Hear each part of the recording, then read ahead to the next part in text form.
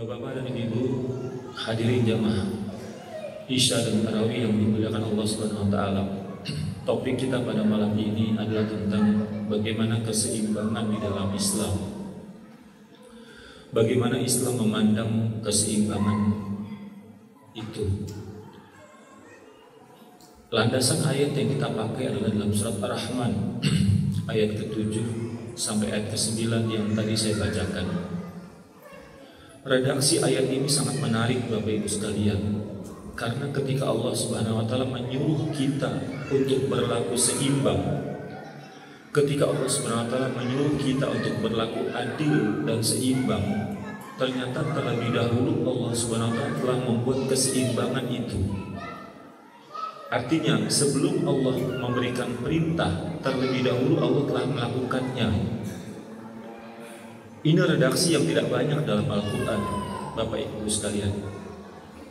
Di dalam Al-Quran misalnya, kita mengetahui ada sebuah ayat yang mengatakan, dan ini sering dibaca oleh khatib ketika melaksanakan khutbah Jumat.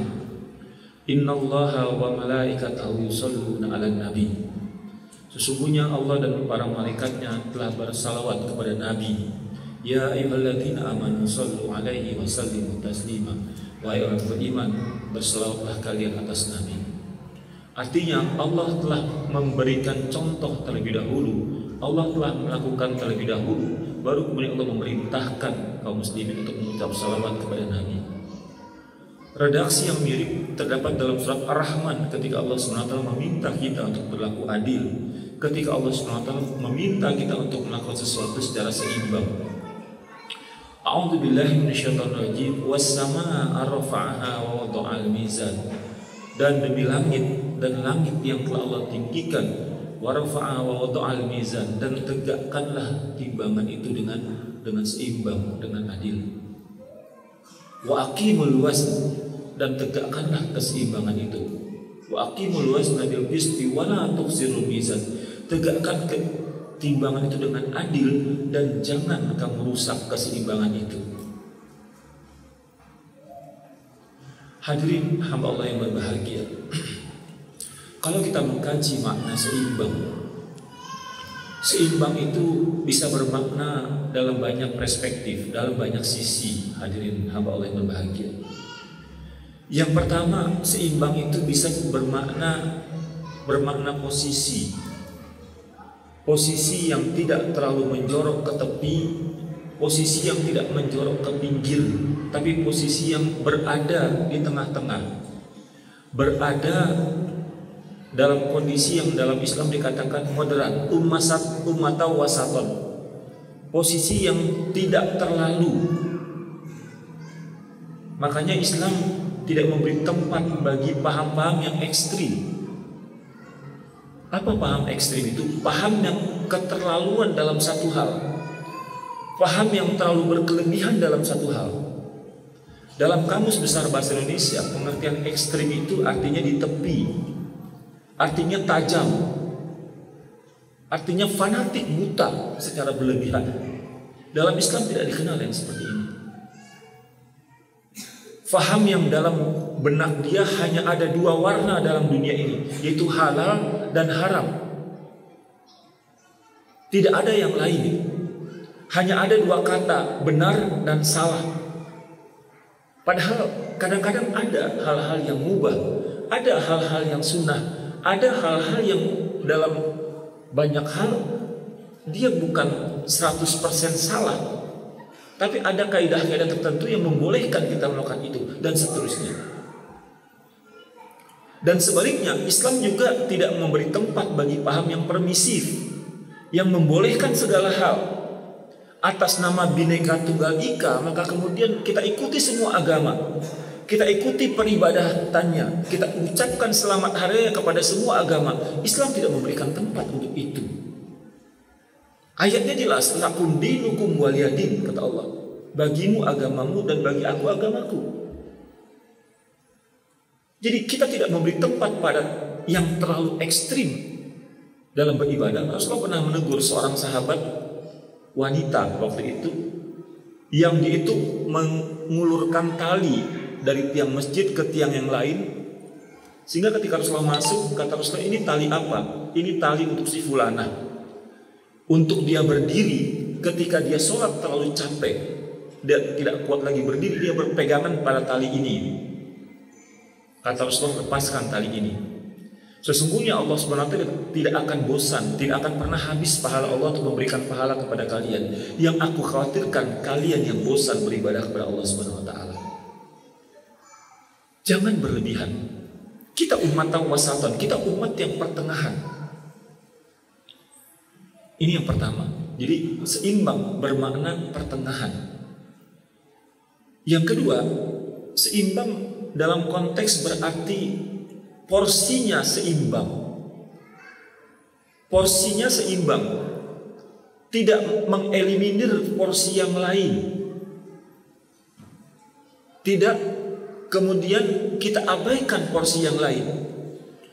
Di dalam Allah Subhanahu wa taala ketika menjelaskan ciri-ciri ibadur rahman, ya, ciri-ciri ibadur rahman dalam surat Al-Furqan di ayat-ayat ke-60-an, 67. Allah Subhanahu wa taala mengatakan walladzina idza anfaqu sebentar. Dalam surat Al-Furqan ayat yang ke-67, Allah Subhanahu wa taala mengatakan a'udzubillahi minasyaitonirrajim. Bismillahirrahmanirrahim. Walladzina idza anfaqu lam yusirru wa lam yaqturu wa kana baina dzalika qawama. Dan orang-orang yang ketika membelanjakan hartanya mereka tidak terlalu boros dan juga tidak terlalu pelit. Ada juga tafsir yang mengatakan yang ketika menginfakkan hartanya dia tidak terlalu boros dan juga tidak terlalu pelit. Wa baina dzalika, dan di antara keduanya. Jadi porsi yang berimbang. Dalam diri kita juga demikian, Bapak, Ibu dan hadirin hamba Allah yang berbahagia. Pada diri kita terdapat 3 komponen. Ada komponen jasad, ada komponen ruh, ada komponen akal. Ketiga-tiganya harus kita lakukan secara berimbang. Berimbang dalam porsi yang bukan sama besar, tapi proporsional. Karena pengertian adil bukan berarti sama besar. Karena bapak ibu juga pasti tidak adil, tidak sama besar ketika memberikan uang belanja kepada anak. Anak yang besar kuliah, nomor 2 SMA, nomor 3 SMP, nomor 4 SMP kelas 1, nomor 5 masih SD. Ketika kelima-limanya minta uang belanja, apakah bapak dan ibu memberikan uang belanja yang sama besar? Tidak. Kita memberikan uang belanja yang proporsional. Jadi konteks adil dalam porsi ini artinya proporsional.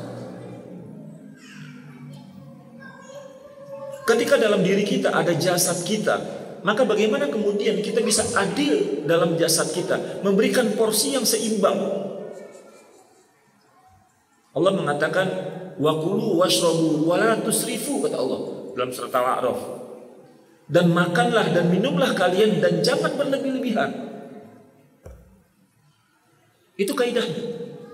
Jadi bagi jasad kita, Allah Subhanahu wa taala mengatakan silakan makan, silakan minum, tapi jangan berlebihan. Bahkan ada ulama yang mengatakan umat Islam itu pertengahan antara terlalu lapar dengan terlalu kenyang, tengah-tengah seperti itu. Itulah cara kita makan dan minum. Adapun porsi makanannya pun juga Allah atur lagi yang seimbang.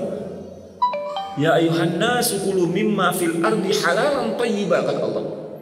Wahai manusia, hendaklah kalian makan dari apa-apa yang ada Allah turunkan kepada kalian halalan thayyiba, secara nilai halal, secara kualitas baik.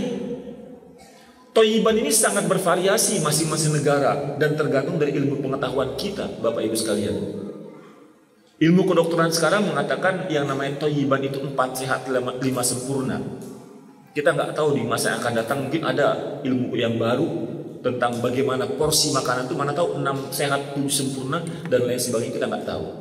Tapi jelas bagaimana yang baik untuk tubuh disertai dengan nilai yang halal. Itu konteks makanan yang seimbang. Dalam istirahat juga Allah atur. Wa ja'alna al-laila libasa wa ja'alna an-nahara ma'asya, kata Allah. Allah jadikan malam sebagai tempat istirahat, dan Allah jadikan siang sebagai tempat mencari maisha. Makanya ketika ada orang yang mungkin bekerja pada saat malam dan itu terus menerus, secara fitrah bertentangan dengan fitrah yang Allah berikan kepada kita. Tidak akan sanggup orang bisa bekerja sepanjang malam kemudian dia istirahat pada saat siang hari. Ilmu kedokteran membuktikan bahwa tidur pada saat malam tidak bisa tergantikan oleh tidur pada saat siang, meskipun dalam porsi yang sama besar. Karena fitrahnya begitu. Wa ja'alna al-laila libasa wa ja'alna an-nahara ma'asha. Keadilan itu ketika kemudian kita jadikan malam sebagai tempat istirahat dan siang tempat kita bekerja. Jangan dibalik. Ketika dibalik terjadilah ketidakadilan, terjadilah ketimpangan, dan yang kadang-kadang dan seringkali timbulnya kerusakan di muka bumi dan pada diri kita ketika keadilan ini kita rusak.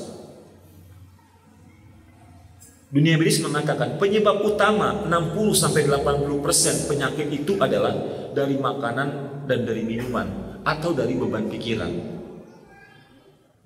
Makanan minuman artinya ada porsi yang tidak seimbang. Beban pikiran berarti ada pemikiran atau ada pikiran-pikiran kita yang juga tidak seimbang antara porsi akal, porsi jasad dan porsi ruh tadi.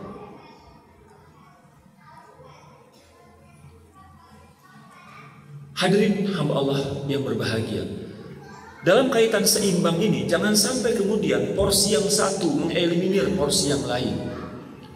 Pernah suatu ketika ada 3 orang sahabat bertemu dengan istri Rasulullah SAW dan bertanya kepada beliau bagaimana ibadah Rasulullah SAW. Dijelaskan oleh istri Rasulullah SAW, kemudian 3 orang ini mengatakan sesungguhnya saya akan berpuasa sepanjang hari dan tidak akan berbuka. Orang yang lain mengatakan sesungguhnya saya akan melaksanakan sholat malam dan tidak akan tidur sepanjang malam. Dan orang ketiga mengatakan sesungguhnya saya tidak akan menikah. Sampai kemudian Rasulullah SAW tahu dan dia memanggil 3 orang ini. Kata Rasulullah, bukankah kalian mengatakan ini dan ini dan ini? Kata orang itu, iya. Kemudian Rasulullah mengatakan sesungguhnya aku adalah orang yang paling bertakwa di antara kalian. Tapi ketahuilah bahwa sesungguhnya aku berpuasa dan aku berbuka. Aku sholat malam tetapi aku pun tidur dan aku menikah. Ini artinya apa? Jangan sampai atas nama kita ingin mendekatkan diri kepada Allah SWT, kita eliminir kepentingan yang lain. Atas nama karena besok ujian, kita eliminir yang lain. Sholat qiyamul lail kita, sholat wajib kita, baca Quran kita, ibadah kita yang lain. Makan kita, atas nama ingin belajar karena besok ujian, kita eliminir hak tubuh kita untuk makan. Dalam Islam berperang pun juga ada aturannya, dan salah satu aturan berperang itu adalah tidak boleh berperang lewat dari 3 bulan. Ada hak istri, hak keluarga yang harus ditunaikan. Seperti itu Islam mengatur bagaimana keadilan itu porsinya tidak boleh mengeliminir hak-hak yang lain. Hak-hak jasad jangan sampai mengeliminir hak-hak dari akal kita. Hak-hak akal jangan sampai mengeliminir dari hak-hak ruhiyah kita, jasadiah kita, dan lain sebagainya. Hadirin hamba Allah yang berbahagia. Yang ketiga, dalam konteks keadilan itu adalah konteks waktu. Bagaimana ketika kemudian masanya datang, maka kita dikatakan adil apabila kita mengerjakan perbuatan itu pada waktu itu. Itulah yang namanya adil. Itulah yang namanya seimbang. Ketika waktunya harus mengerjakan sesuatu, maka kita laksanakan pada waktu itu. Itu namanya seimbang. Ketika waktu makan datang, kita makan. Itulah namanya kita adil. Ketika waktu sholat, kita melaksanakan sholat. Itulah waktunya namanya kita adil. Perhatikan redaksi dari surat Al-Jum'ah. Ketika Allah SWT memilah-milah antara waktu-waktu kita.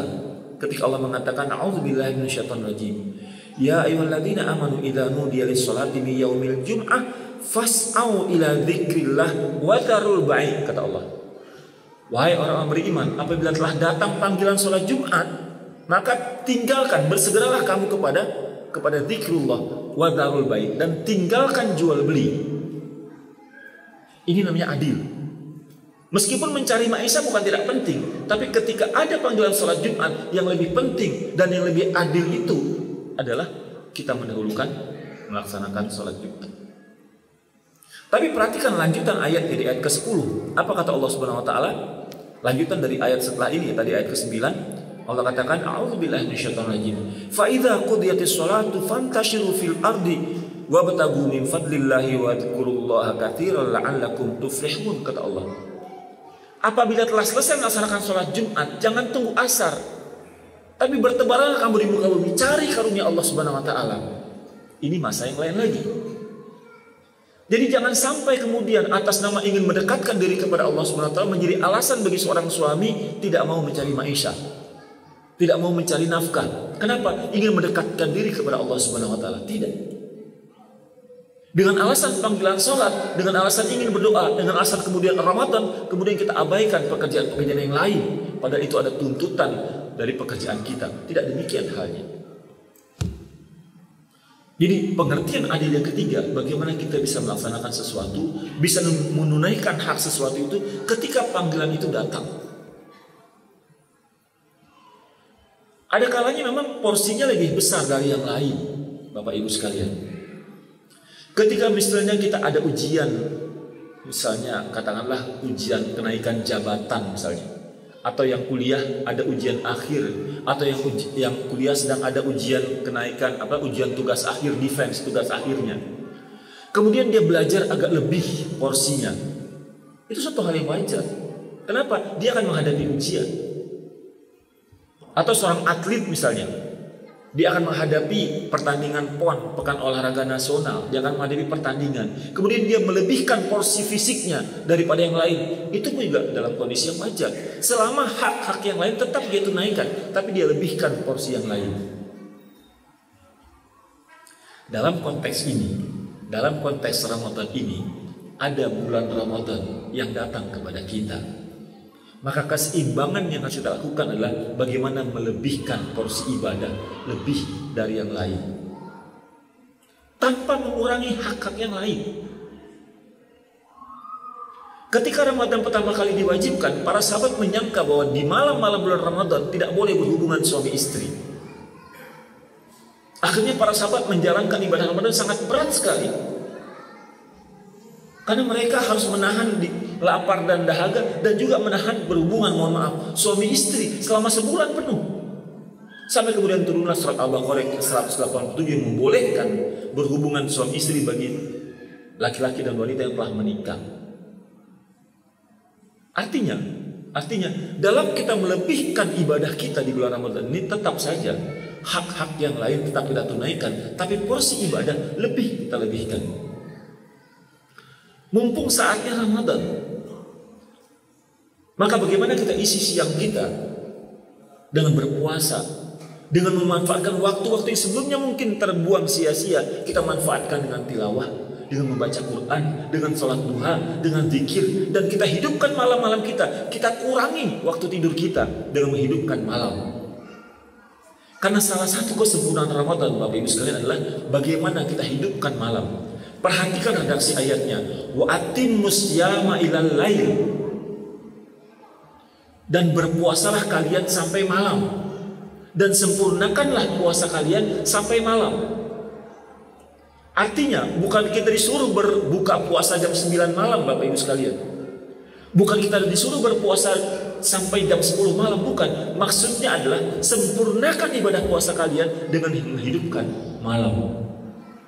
Itu ada di ayat ke-187 dari surat Al-Baqarah. Maka pada akhirnya ketika bulan Ramadan dari tanggal 1 sampai nanti kelak tanggal 29, tanggal 30, salah satu keadilan kita adalah coba kita puaskan ruhiyah kita.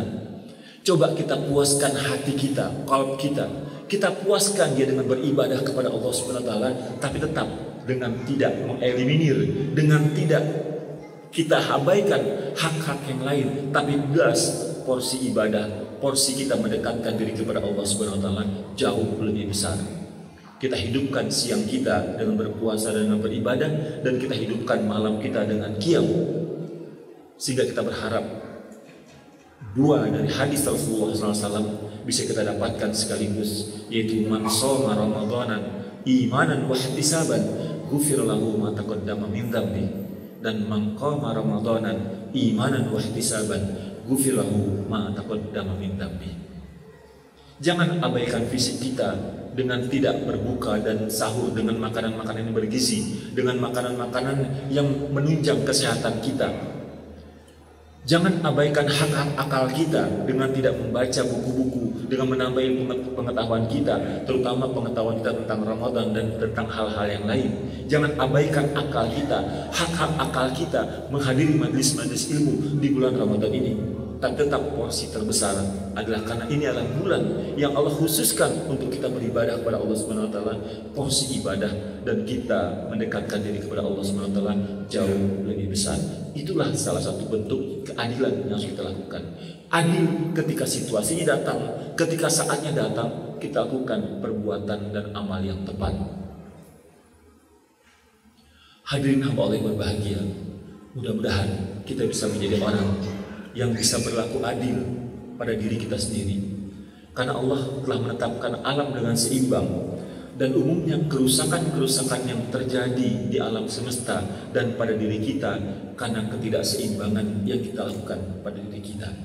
Kita ikuti saja apa perintah Allah, kita ikuti saja apa maunya Allah Subhanahu wa taala, insya Allah ketentraman, kedamaian dan kemakmuran di alam semesta dan pada diri kita akan terwujud.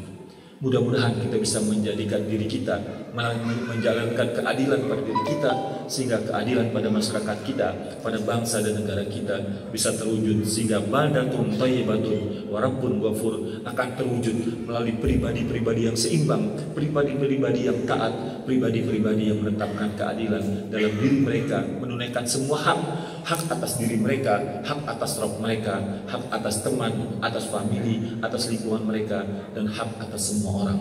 Fa'tabiru ya ulil absar la'allakum turhamun wa ma taufiqi illa billah wa afu minkum. Assalamualaikum warahmatullahi wabarakatuh.